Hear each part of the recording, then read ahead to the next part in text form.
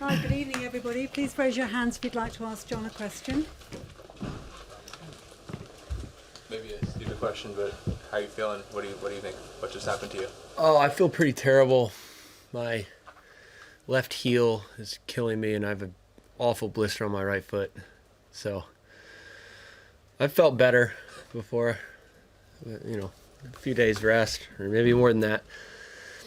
And I'll recoup and try to get all healed up again. Commiserations, John. Thanks. I was just wondering, Kevin Anderson said after the match that he thought maybe it was time for reform at Grand Slams with the fifth set going on so long. What are your thoughts on that? Well, yeah, I agree with Kevin.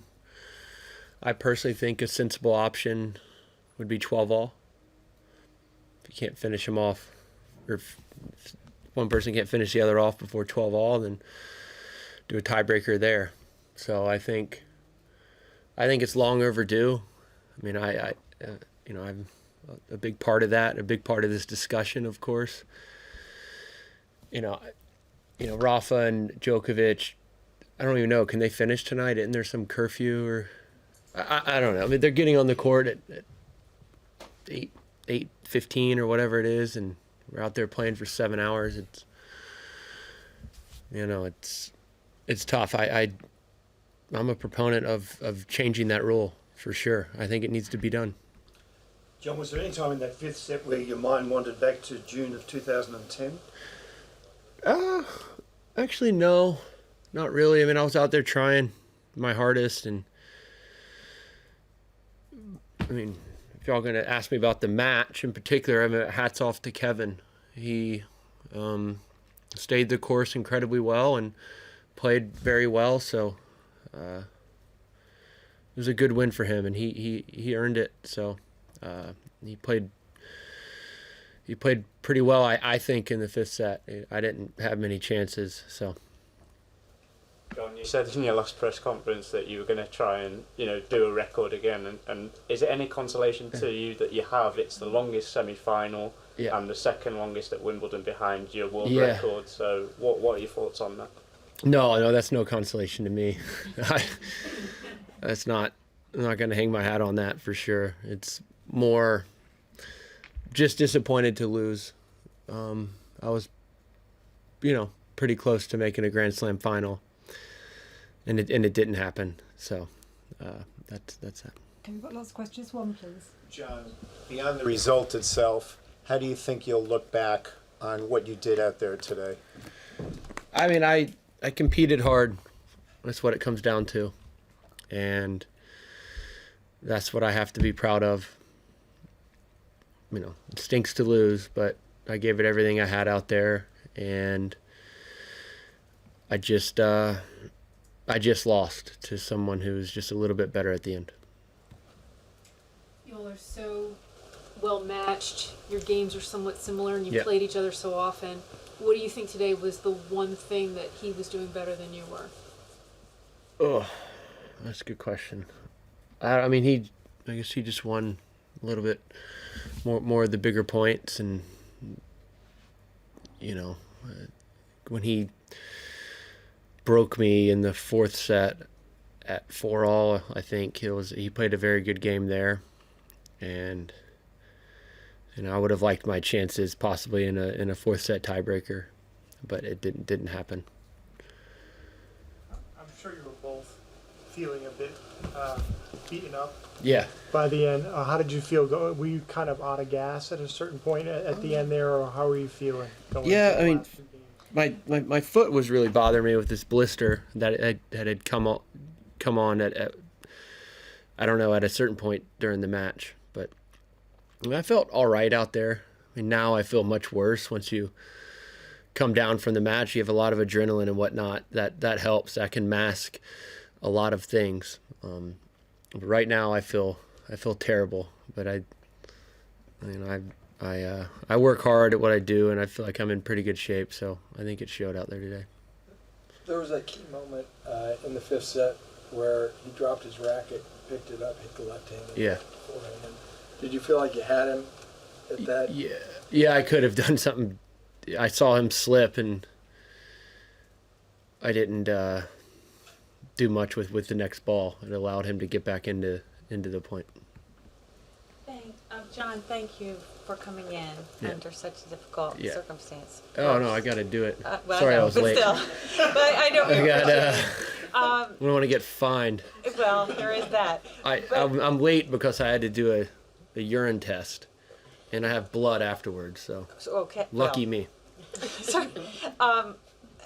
If this doesn't feel like further prying, are you able to give us a sense of how much you ate or drank to keep yourself going, and whether immediately coming off court, did you have an IV, or did you need any sort of intervention to get you to this point here? No, I didn't have an IV, but I hydrated before the match and did everything necessary to be able to stay out there for as long as I did. So, and I certainly drank a lot during the course of the match too. And it's not just water, obviously. Was it like bananas or power bars or? Yeah, I'm eating and drinking, and it's what keeps you going. John, I couldn't quite hear, but did you say something to the umpire in that fifth set? Like, oh, can we start the tiebreaker or what? I asked to play a tiebreaker, yeah. I did. What did I was she joking, say? of course. Yeah, obviously. You did it more than once, though? No, just once, yeah. Still say congratulations to you. It's Thanks. something like a long march. Yeah. In Central Court, yeah. And my question is, your president visit UK now, yeah. And I have heard he like tennis. Okay. Do you think he watched your game? And, I would say no, but maybe. Yeah, I don't know. I don't have his number. I can't text him that. John, you've spoken poignantly about knowing Kevin for a long time. He just showed, like you, so much grit and guts out there. Could you just talk about him as a player and what he called on, and how he's emerged in the past, what has it been, 9 months or so, to just play great ball? Yeah, he's obviously a very good player and a contemporary of mine. We've been playing together for the longest time now, and he's someone that I have so much respect for because he works very hard at what he does, and he's someone that pushes me, I think, and maybe he'd say the same about myself. I mean, we're about the same age, and we've been doing this together for a long time, and I see how professional he is, and that,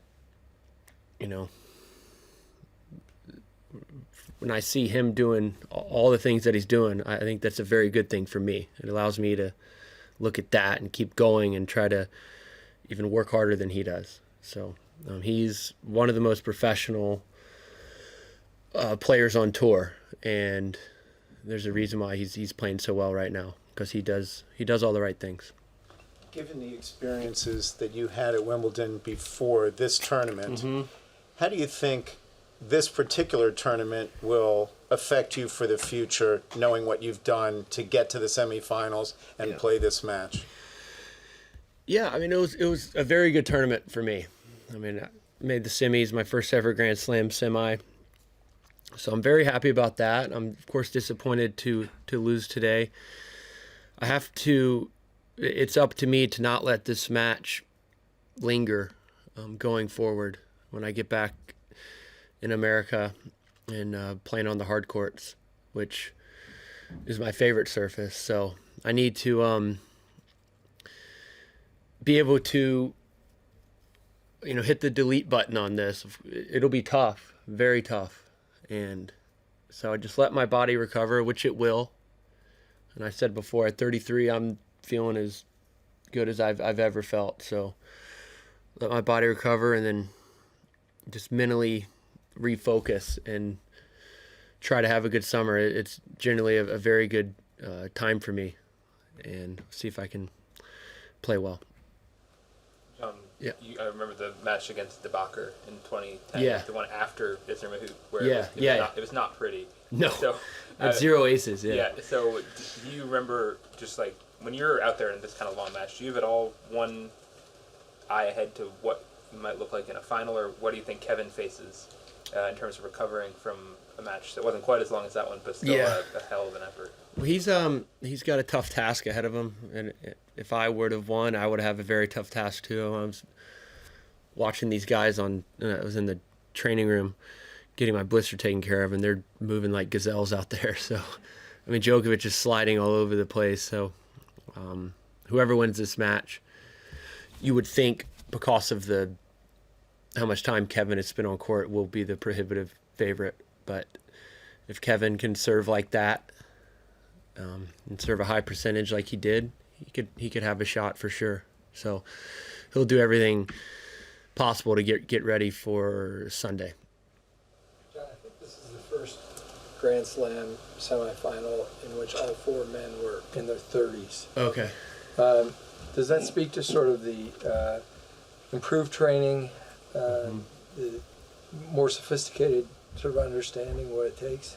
Yeah, it does. And to me, it's actually not that surprising, because I think in today's day and age with, as you said, the improved training and everything we all know now to take care of yourself, you should get better with age. Now, there will be a certain point where you kind of hit the top of the hill and you go down. But I think people in their early 30s, I think that, if you're doing all the right things, that should be the best tennis you can play in your whole career. And I think that's the case for me and the case for Kevin as well.